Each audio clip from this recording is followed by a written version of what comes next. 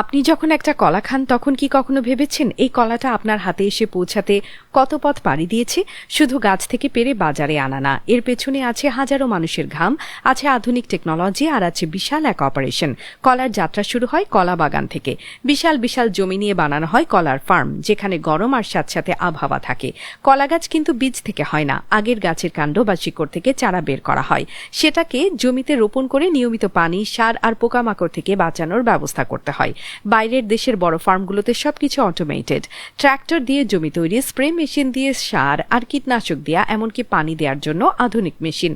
একটা কলা গাছ সাধারণত 8 থেকে 10 মাসে ফল দেয়। একটা থোড়ার ওজন 25 কেজি বা তারও বেশি হতে পারে, আর সেই থোড়ার ভেতরে থাকে শতাধিক কলা। যখন হাজার হাজার গাছ একসাথে ফল দিতে শুরু করে তখন কলার সংখ্যা দাঁড়ায় মিলিয়নেরও বেশি। চাষিরা কিন্তু কলা গাছে পাকতে দেয় না, একটু কাঁচা অবস্থাতেই কেটে ফেলে, কারণ পাকা কলা পরিবহনে নষ্ট হয়ে যায়, চাপ লাগলে দাগ পড়ে, বেশি গরমে কালচে হয়ে যায়। তাই কাটার পরপরই শুরু হয় বিশাল এক অপারেশন। বিশ্বের বড় বড় কলা কোম্পানিগুলো পুরো প্রক্রিয়াটা খুব সাজানোভাবে করে। শ্রমিকরা হাতে হাতে প্রতিটি থোড়া কেটে ট্রলিতে করে প্যাকিং স্টেশনে আনে।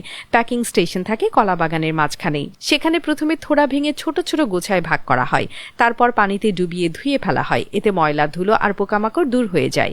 কলার গায়ে লেগে থাকা আঠাও পরিষ্কার হয়ে যায়। অনেক কোম্পানি কলার গায়ে হালকা কোটিং দেয় যাতে প্যাকেটের ভেতরে ভালো থাকে। তারপর কলাগুলো সাইজ অনুযায়ী আলাদা করা হয়। বড়, মাঝারি, ছোট, বাঁকা বা দাগ লাগা সব আলাদা। গ্রেডিং শেষ করে কাগজের কার্টুনে সাজানো হয়। প্রতিটা কার্টুনের ওজন হয় 13 থেকে 18 কেজির মধ্যে। এরপর কার্টুনগুলো রাখা হয় ঠান্ডা ঘরে, কারণ কলা আপনা আপনি পেকে যায়, তাই তাপমাত্রা কমিয়ে রাখতে হয়। সবচেয়ে মজার ব্যাপার হলো পাকানোর প্রক্রিয়া। ফ্যাক্টরিতে একটা বিশেষ রুম থাকে, সেখানে নির্দিষ্ট তাপমাত্রা আর আর্দ্রতা বজায় রেখে ইথিলিন গ্যাস দেয়া হয়। এই গ্যাস প্রাকৃতিক উপায়ে কলা পাকায়, ঠিক যেমন গাছে পাকত। এতে কোনো ক্ষতি নেই। অনেক সময় কাঁচা কলা বিদেশে পাঠানো হয় আর ওখানকার ফ্যাক্টরিতে গিয়ে পাকানো হয়। কলা দিয়ে শুধু ফল খাওয়াই হয় না, কলা চিপস, কেক, এমনকি ব্রেডও বানানো হয়।